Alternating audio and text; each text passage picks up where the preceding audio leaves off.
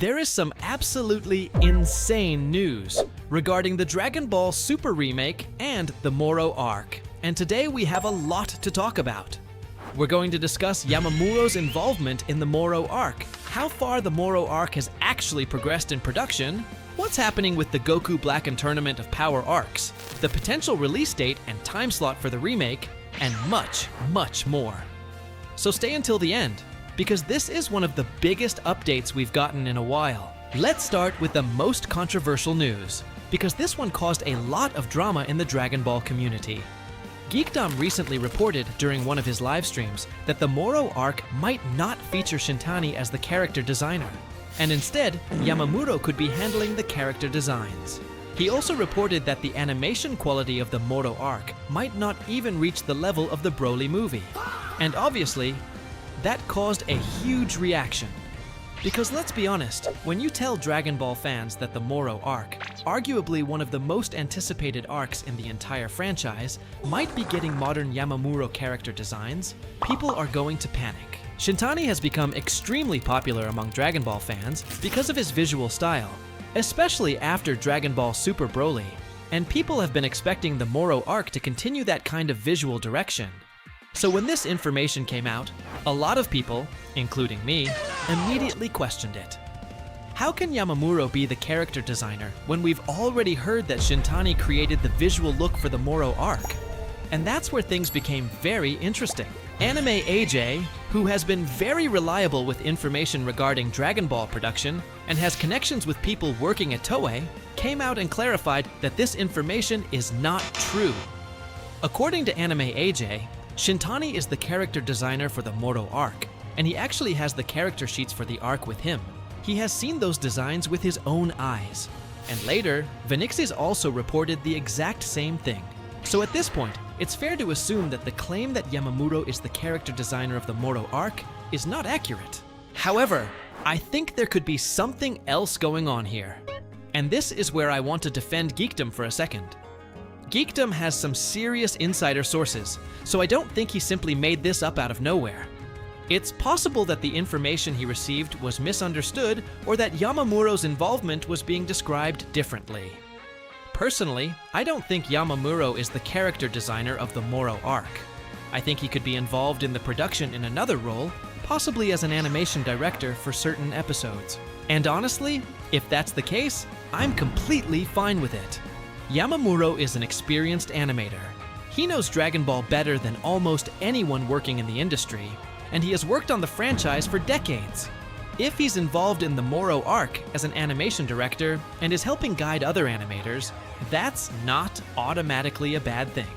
The problem only starts when his modern character designs or animation style become the dominant visual identity of the project. That's where I personally don't want him. If Shintani remains the character designer and Yamamuro is simply helping supervise certain episodes, then I'm completely fine with that. And this also connects to another part of Geekdom's report, which was that the Moro arc apparently won't surpass the Broly movie in terms of animation quality. And honestly, I don't believe that either. Toei is reportedly bringing in a massive collection of talented animators for this arc. We've been waiting for the Moro arc to be animated for years. This is one of the most anticipated pieces of Dragon Ball content in the entire franchise. So if they're putting all of these resources into it, what's the point of making it if the final product doesn't even reach the quality people expect? And I already know the argument people are going to make. But Broly was a movie. Of course, a weekly anime series isn't going to look like Broly. And honestly, I think that argument is becoming weaker and weaker. Because look at One Piece. One Piece is regularly producing episodes with animation that can absolutely reach, and sometimes even surpass, the level of animation people associate with Dragon Ball Super Broly. Go on YouTube and look up some of the best animated One Piece episodes and sequences from recent years. The amount of talent working on that show is insane. And as both a Dragon Ball fan and a One Piece fan, I want Dragon Ball to reach that level. At minimum, I want the Moro arc to match it. Because we've been waiting almost a decade for this arc. This is the next major chapter of Dragon Ball Super that fans have been demanding for years. The animation quality needs to be there. Now, in defense of Geekdom, He also explained that this particular information wasn't double-sourced. And honestly, that makes sense considering how secretive the production has become. Akio Iyoku and the people involved with these projects have been keeping staff information extremely private, which makes it much harder for insiders to get complete information about who's working on what. So I wouldn't completely dismiss Geekdom's information, but considering that Anime AJ and Vinixies have both independently clarified that Shintani is the character designer, I would currently put more weight behind that information. And I have heard that Shintani's style has evolved significantly since Dragon Ball Super Broly, with hints of this shift visible, is in the Sparking Zero cover art, particularly in the face models. The final result looks set to be even visually richer than the Broly movie, blending seamlessly with the detailed work of another animators. Now let's move on to something even more interesting. We actually have information about how far the Moro arc has progressed in production. According to the latest leak, as of August 2nd, 2026, production on the Moro arc had reached the Buu vs. Moro fight. And if that's accurate, that gives us a pretty interesting idea of where they are in the story.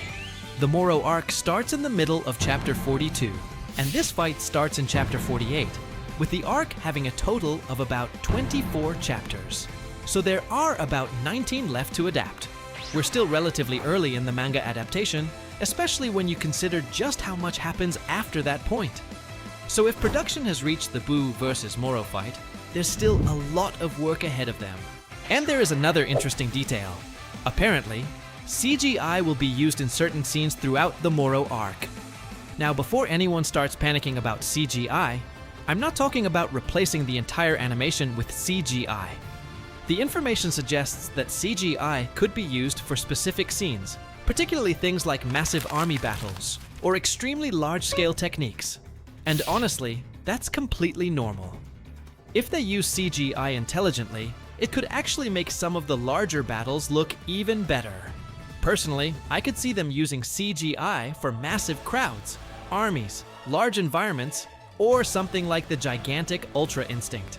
But obviously, we'll have to wait and see what the final product looks like. Now let's move over to the Dragon Ball Super remake because there is a lot happening there too. First, we have some official information regarding New York Comic Con. As we discussed previously, New York Comic Con is expected to feature a special Dragon Ball Super remake panel, and there are supposed to be special announcements regarding the project. And this is happening on Thursday, October 8th, which is extremely close to the expected release window of the remake.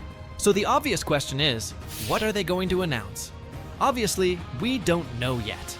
But personally, I wouldn't be surprised if they use this opportunity to reveal more information about the future of Dragon Ball Super beyond the initial remake. We could potentially get information about the other arcs, especially considering how many questions fans currently have about Goku Black, the Tournament of Power, and the Moro arc. But let's move on to one of the biggest pieces of information. The Dragon Ball Super remake is reportedly going to have around 20 episodes, or at least something very close to that number. And honestly, that makes a lot of sense. Daima had 20 episodes, and if the remake is following a similar production structure, around 20 episodes for the first batch is completely believable. But there's something even more interesting. Battle of Gods, Resurrection of F, and the Universe 6 vs. Universe 7 arc are reportedly going to be released under the name Dragon Ball Super Beerus. And I actually think that's a pretty interesting branding decision. Instead of treating the entire remake as one massive project immediately, they could divide the story into different stages or series titles. So the first section would essentially be Dragon Ball Super Beerus, covering Battle of Gods, Resurrection of F, and the Champa arc. Then later, the Goku Black arc and Tournament of Power would reportedly receive their own remake under a different name. And yes, Goku Black and the Tournament of Power are still expected to get remade. They're not being abandoned, they're just apparently being pushed further down the line. Now personally, I don't love that decision. But if delaying those arcs means Toei can preserve the quality of the Moro arc and the later projects, then maybe it's actually the better decision. I'd rather wait longer and get an incredible adaptation than have Toei rush everything just to release it quickly. Now let's talk about something that I think could be very interesting. I may have figured out the potential release date and time slot for the Dragon Ball Super remake. Obviously this is a prediction, Don't take this as confirmed information. But here's why I think October 18th could be the date.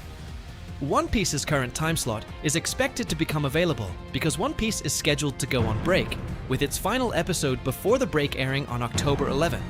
And if the Dragon Ball Super Remake is around 20 episodes, that creates a very interesting window. The remake could potentially begin on October 18th, on the Sunday time slot. And the timing actually makes sense.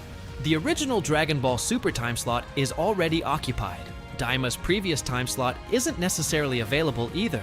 So if Toei wants to give the remake a major weekly time slot without interfering with its existing programming structure, the One Piece slot could be a very interesting option. If the remake starts on October 18th and runs for roughly 20 episodes, the timing could potentially line up extremely well with when One Piece returns to that slot. Again, this is my prediction, not an official announcement. But when you look at the schedule and the reported episode count, it actually fits surprisingly well. And there's another question people keep asking me. Will the remake have blood? Well, I already made an entire dedicated video about that. So if you haven't watched it yet, definitely go check that one out, because I broke everything down there. Obviously, some of this is official information, some of it comes from leaks, and some of it is my own prediction, so take the unconfirmed parts with a grain of salt. But regardless of what happens, we are getting closer. Now it's time for shoutout time from the previous video. Manu Panda asked me to make a dedicated video on the granola arc, and bro, I got you.